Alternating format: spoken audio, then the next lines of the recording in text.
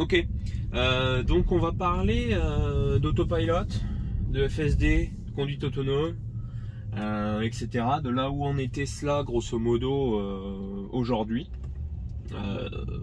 On parlera peut-être un peu du futur aussi, mais c'est pas vraiment ce qui nous intéresse.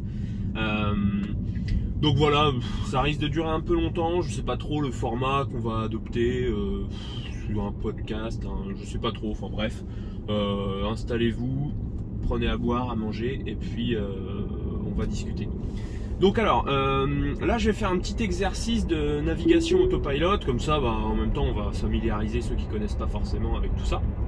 Donc là je suis rentré sur le périphérique à Nantes et j'ai enclenché ce qu'on appelle la navigation autopilot. Donc c'est ce qu'on voit quand il y a un seul trait bleu sur l'écran, donc voilà, comme actuellement. Donc du coup moi je lui donne la vitesse de croisière à laquelle je veux qu'il aille, et puis selon ses consignes il va changer de voie s'il y a besoin, soit pour aller plus vite, soit pour suivre l'itinéraire. Donc là j'ai choisi cette portion là parce que il y a au moment de faire demi-tour en fait un truc intéressant qui est un double zéro. Donc hop, on sort à droite et ensuite on rentre de l'autre côté. Et ici il y a un endroit qui est un petit peu compliqué de temps en temps à gérer par l'autopilot. Donc voilà, on va voir ensemble ça. Mais donc sinon, l'état actuel des choses en Europe, et bon en particulier en France, comme ça, c'est ce que je vais essayer de montrer dans cette vidéo.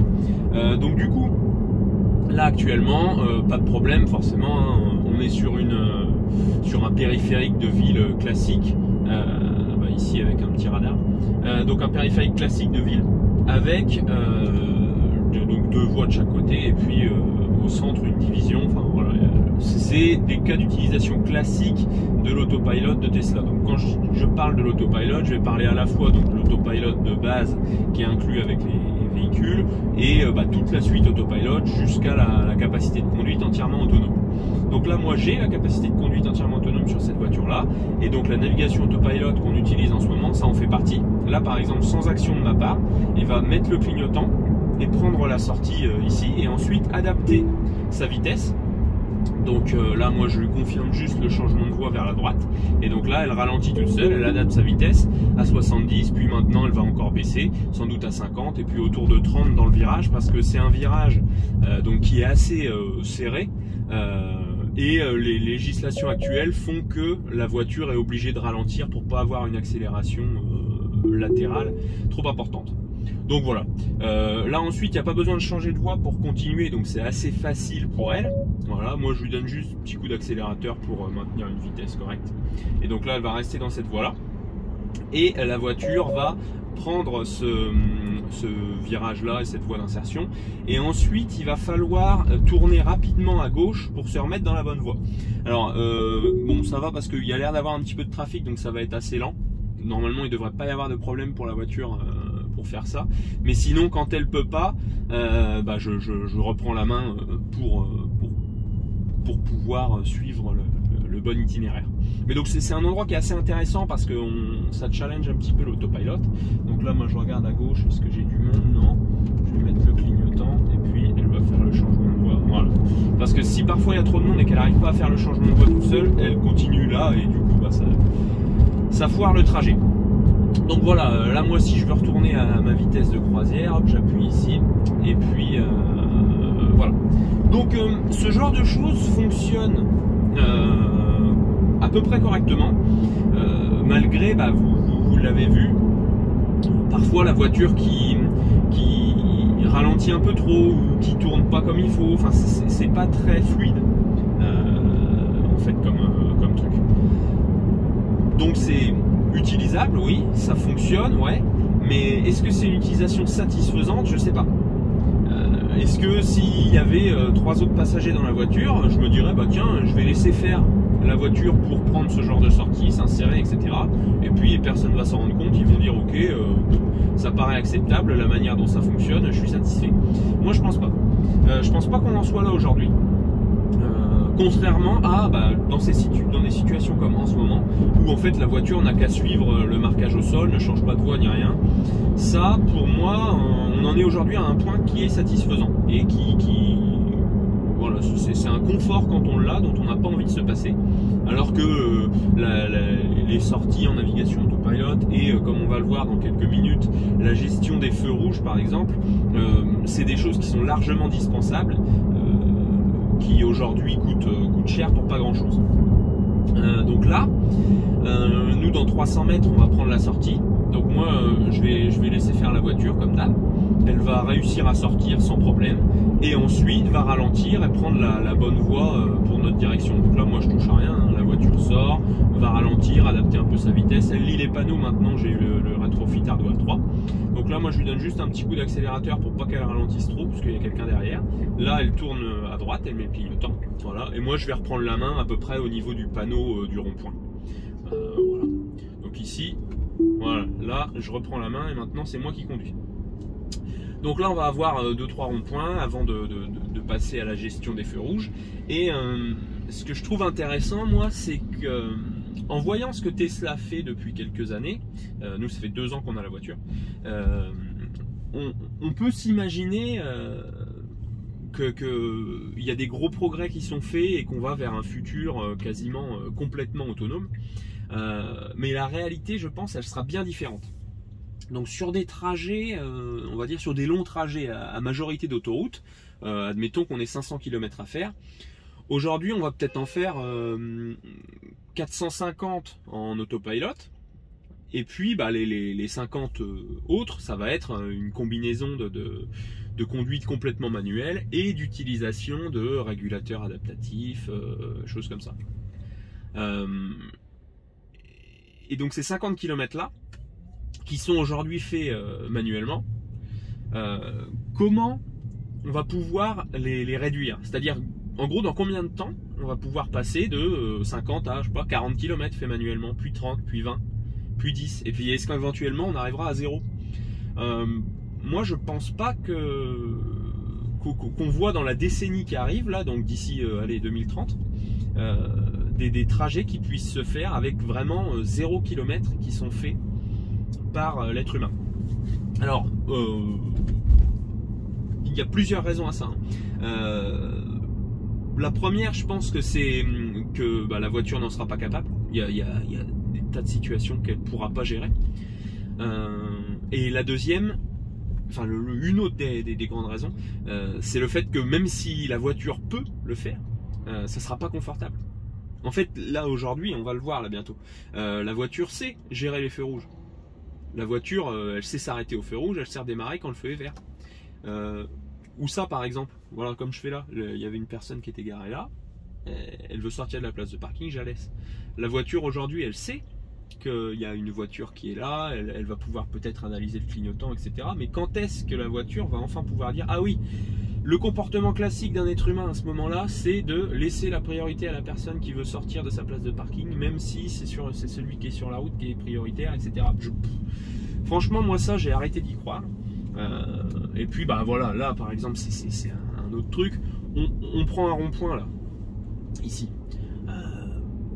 La voiture actuellement, elle est en capacité de prendre un rond-point. Elle ne le fait pas en Europe, elle le fait aux États-Unis pour ceux qui ont le FSD en bêta. Ok, elle est en capacité de le faire, mais c'est tellement inconfortable. La voiture est tellement imprévisible et le mouvement global est tellement peu fluide que ça n'a pas d'intérêt de laisser faire la voiture. Un truc comme on est là c'est un rond-point carré. Dans combien de temps la voiture va pouvoir s'occuper de ces portions de route là correctement? J'en sais rien. Par contre, des trucs comme on est actuellement, voilà, c'est à peu près tout droit, machin, il y a juste un rond-point au bout, bah, sur ces portions là on peut se mettre en autopilot, c'est ce que je fais, et puis bah globalement ça se passe bien. Mais dès qu'on arrive à quelque chose, là hop, un rond-point, on fait sauter l'autopilot, on reprend la main, on va prendre le rond-point pour aller tout droit, et puis éventuellement juste derrière on peut le remettre, ça je suis d'accord. Et ce qui fait que sur une portion de, je sais pas, 4 km comme ça, avec 5 ronds-points, et ben la voiture aura peut-être conduit 3 km 5 toute seule, ok. Mais les 500 derniers mètres, on n'est pas prêt de les laisser faire à la voiture. Donc là on va voir, il y a donc bon, il y a un peu de circulation, donc on ne sera sans doute pas les premiers au feu, mais il y a un feu là-haut, et donc on va voir sur la voiture, ça devrait être écrit quelque chose comme arrêt au feu dans voilà, arrêt à la signalisation, voilà, dans 25 mètres, etc. Donc là la voiture s'arrête au feu. Ah bah, moi je l'ai désengagé parce que j'ai mis un petit peu trop de force, elle voulait se décaler sur la droite, mais donc là la voiture elle s'est arrêtée au feu. le feu est rouge. Et quand le feu, donc on voit ici, hein, la ligne est rouge. Par contre, si on voit le feu, ouais, voilà. Là, le feu vient de passer au vert, donc en donnant un petit coup d'accélérateur, elle reprend sa consigne. Moi, je suis encore en régulateur adaptatif. Mais donc là, je vais le faire sauter parce qu'il y a un rond-point. Et il y a un feu juste après. Et je vais remettre l'autopilot pour le feu, puis on va laisser faire la voiture un petit peu. Donc voilà, ce genre de situation en ville, là, où on a... typiquement, je sais pas moi, il y a peut-être 3 km de grosso modo ligne droite avec 5-6 feux et puis 5 ou 6 ronds-points. Bon, dans combien de temps on va pouvoir laisser faire la voiture sur sur la totalité du parcours? Moi, à mon avis, on n'est pas prêt de le faire. Et aujourd'hui, c'est pas du tout un problème lié à la réglementation ou quoi que ce soit. Là, si on regarde comment est la voiture sur la chaussée, elle mord à moitié la bande cyclable. Donc moi, je vérifiais qu'il n'y avait personne. Mais elle fait des choses qui sont complètement dénuées de sens pour un automobiliste qui sait à peu près conduire. Là, voilà, là il y a un feu vert. Donc moi, hop, je lui signale que j'ai vu le feu. Et puis si le feu il change de couleur, elle s'y arrêtera. Mais là, bon, le feu est vert, donc elle avance. Donc ça, voilà, la reconnaissance des feux, on en est là aujourd'hui. En France, ça fonctionne. C'est, moi, je trouve, pas correct. Dans la manière dont ça fonctionne, et je vais essayer d'expliquer ça, et j'aimerais bien qu'on ait l'exemple, mais de toute façon on verra sur le chemin de retour. En fait, la voiture, elle, c'est un petit peu comme si on mettait quelqu'un au volant d'une voiture, on lui explique, bon bah ça c'est le volant, ça c'est les pédales, t'accélères pour avancer, et puis tu freines pour ralentir, et tu tournes le volant pour te diriger. Donc on lui explique ça à la personne qu'on met au volant, et puis bah à chaque fois qu'elle tombe devant un feu, on lui dit ah, attention, en fait ça c'est un feu, si c'est vert t'avances, si c'est orange ou rouge tu t'arrêtes. Et à chaque nouveau feu, cette personne-là, elle oublierait comment ça fonctionne. Donc là, en gros, bah, hop, elle découvre un feu, donc elle va freiner brusquement, elle dit ah oui c'est vrai, il faut que je m'arrête. Et au prochain feu, bah, ça va être le même comportement. Plutôt que d'être très doux, alors que les voitures électriques c'est un désavantage, on peut être très doux dans la manière dont on accélère et on ralentit pour que ça soit très confortable, qu'il n'y ait aucun à-coup et ni rien. Donc plutôt que de faire ça, non, la voiture va choisir d'être très brutale dans ses changements d'allure. Là, il y a un feu que tout humain normalement constitué peut voir, la voiture aussi. Donc moi je lui indique que c'est bon, je l'ai vu. Et là voilà, le feu passe au orange. Elle ralentit, je trouve, trop brusquement. Alors après, ça c'est personnel, hein. Mais moi je considère que l'autopilot, il n'a de sens que s'il peut faire mieux que ce que fait un être humain. Dans l'exemple qu'on a vu tout à l'heure en navigation autopilot sur la rocade, moi je considère que il fait mieux qu'un être humain, donc c'est devenu un réflexe que de mettre l'autopilot en gros dès qu'on est sur une route hors des villes. Ça marche pour les autoroutes bien sûr, mais rocade périphérique, départementale, voie rapide, enfin tous ces trucs là, pour moi une Tesla en autopilot fait à la fois mieux que ce que je pourrais faire et le fait de manière plus confortable. Donc ça, moi ça me satisfait. Et c'est comme ça que je l'utilise. En ville actuellement, je trouve qu'elle fait en tout point moins bien que ce que peut faire un être humain. Alors certains pourraient dire oui mais l'autopilot il n'est pas fait pour être utilisé en ville, etc. Ok. Mais si c'était le cas, pourquoi quand vous voyez le petit volant là qui se met, enfin qui apparaît en gris, ça veut dire on est en capacité de mettre l'autopilot. Donc si c'était fait pour être utilisé partout sauf en ville, admettons, pourquoi quand on est en ville, voilà comme là, on a la possibilité de mettre l'autopilot? Pourquoi si au final il faut pas l'utiliser, bah, il faudrait que Tesla ne donne pas la possibilité de le faire. Sinon ça n'a pas de sens. Pour moi, si ils indiquent que c'est possible de l'utiliser, bah, c'est une incitation à l'utiliser. Là voilà, on est encore à 50, le feu il est ici, donc elle va freiner comme je sais pas quoi. Voilà, ça n'a aucun sens de faire ça. Un être humain normalement constitué qui fait ça, on lui dit mais tu conduis n'importe comment. Donc aujourd'hui, la voiture fait ça, ok. Et on peut se dire oui mais de toute façon c'est de l'amélioration continue, quasiment à chaque feu la voiture va faire mieux. Là elle se place dans une mauvaise voie, etc. Donc je vais reprendre la main. Mais on pourrait se dire oui quasiment à chaque feu la voiture elle fait mieux, toutes les données sont envoyées à la maison mère, etc. Moi je veux bien y croire à ça, hein. mais il n'y a aucune expérience actuelle qui montre que c'est le cas. Actuellement, on se met en autopilot en ville, comme je le fais là. On arrive à un feu, la voiture fait n'importe quoi. Au prochain feu, elle refera n'importe quoi. Et au même feu, dans les mêmes circonstances, ce feu-là, ça fait je sais pas combien de fois que je le prends par exemple. Bon bah là ici, elle roule encore trop vite et puis elle va ralentir fortement à l'approche du feu jusqu'à freiner. C'est pas un comportement classique d'un être humain ça. Et donc, si on veut croire le fait que Tesla analyse les données et puis améliore la flotte, etc., bah, on passe une fois à un feu, la voiture fait n'importe quoi. On y passe une deuxième fois manuellement, on lui montre comment faire. La troisième fois, si on est en autopilot, elle devrait faire au moins aussi bien que ce que l'être humain a fait. Et bon, ça, clairement, c'est absolument pas le cas. Bah, moi je trouve ça un petit peu dommage parce que dans l'inconscient collectif, bah, Tesla c'est super, c'est une voiture presque autonome, qui se démerde toute seule à peu près partout. Et sur le papier, Tesla essaye de nous vendre ça. En pratique, ben, c'est malheureusement pas le cas. Du coup, je disais, ouais, donc on a eu un petit souci quand on était... ça s'est arrêté quand on était encore en ville. Du coup, je vais reprendre ce qu'on disait. Donc sur la gestion des feux et des stops, c'est pour l'instant pas acceptable. Et j'aurai l'occasion de remontrer ça une paire de fois sans problème. Ici, on va reprendre un morceau de périphérique. Et donc vous allez voir un petit peu comment ça se passe. En fait, voilà, nous on a pris le réflexe dès qu'on rentre sur une voie rapide, bah, d'utiliser l'autopilot. Et ça c'est une habitude qu'on a prise et dont on n'a pas envie de se passer pour le futur. Autant actuellement en ville, ça n'est d'aucune utilité, hein, le FSD clairement. Par contre, tout ce qui est autopilot et navigation autopilot, dès qu'on est hors des villes, donc comme c'est le cas là, bon, voilà, c'est un confort exceptionnel. Donc là, moi, je mets juste le clignotant pour m'insérer et la voiture s'occupe de tout le reste. Il me semble que c'est 70 ici. Donc là voilà, la voiture a suivi la navigation et moi je vais rien avoir à faire d'autre que de superviser. Et donc bah, en fait c'est devenu un réflexe de mettre l'autopilot justement parce que en termes de confort et de capacité, bah, c'est au moins aussi bien que si c'était moi qui conduisais.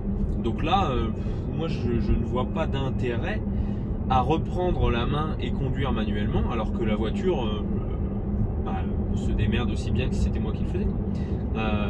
Donc voilà, c'est aussi simple que ça.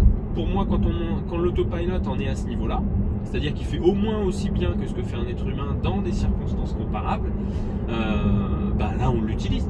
On l'utilise, on est content de l'utiliser, on n'a pas envie de ne pas l'utiliser. Enfin voilà, c'est satisfaisant. Donc très bonne expérience sur ce genre de route. On est sur autoroute, voie rapide, rocade, etc. Super, vraiment rien à dire. Le problème actuellement que Tesla n'est, selon moi, pas prêt de solutionner, c'est dès qu'on quitte ce genre de voie. Là, pour des routes comme ça, le travail est fait. Hein.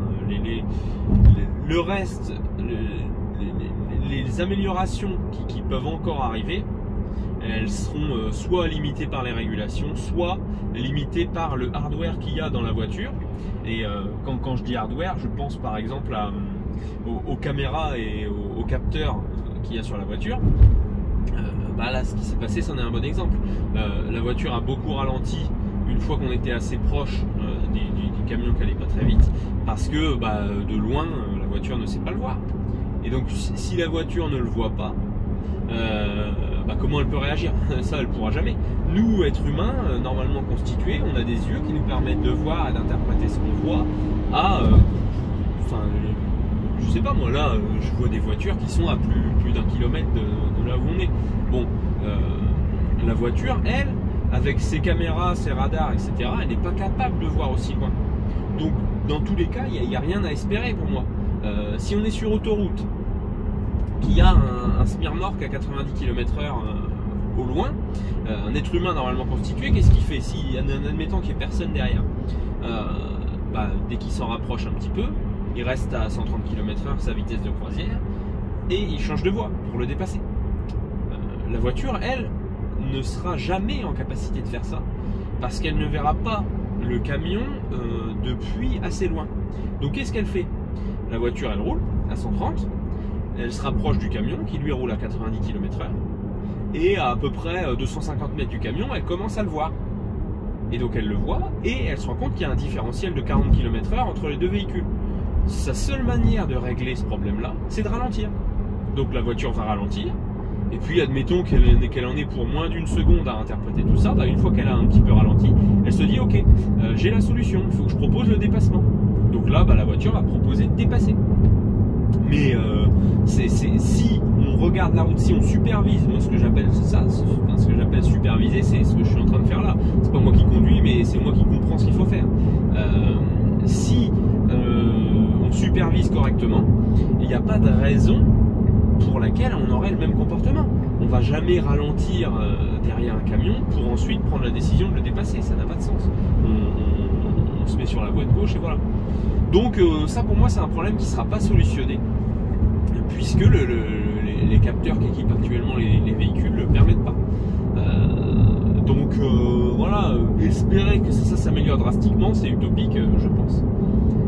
Ce qui serait capable d'être amélioré, par contre, c'est des trucs simples comme là on va le voir quand elle va prendre la sortie, prendre une sortie en navigation autopilot de manière plus confortable que ce qui est fait aujourd'hui. Aujourd'hui c'est trop brusque, le clignotant est mis trop tardivement, etc. C'est pas agréable. Et le problème quand c'est pas agréable, c'est que on a moins envie de l'utiliser. On a moins envie de l'utiliser parce qu'on se sent moins en sécurité, parce que si on a des passagers, on n'a pas envie que les passagers eux nous disent oh là là, non mais attends, comment tu conduis, enfin voilà, il y a tout un tas de choses qui fait que ça donne pas envie d'être utilisé. Là par contre moi je reste en autopilot parce que c'est confortable, c'est sécurisant, la voiture se démerde correctement, voilà. Mais on va voir là dans à peu près 2 minutes, la voiture va prendre la sortie pour suivre la navigation. Bon, c'est mal fait quoi. Ça marche, hein. Et sur le papier, Tesla peut le vendre en disant ça c'est une fonctionnalité qui marche correctement. En pratique, non. Franchement, c'est ni fait ni à faire. Et tout le monde s'en plaint depuis le début. Et c'est pas pour autant que Tesla va changer ça. Il n'y a pas de raison. Croire que tout le temps les voitures vont s'améliorer, non. À un moment, les fonctionnalités sont sorties et puis voilà, ça s'arrête. Ils vont pas s'emmerder à tout le temps mettre à jour des choses qui au final leur prend du temps et les impactent pas, les gens ils achètent les voitures quand même. Donc là voilà, dans 1,5 km elle va prendre la sortie et donc d'ici là ça m'étonnerait qu'elle nous propose de changer de voie.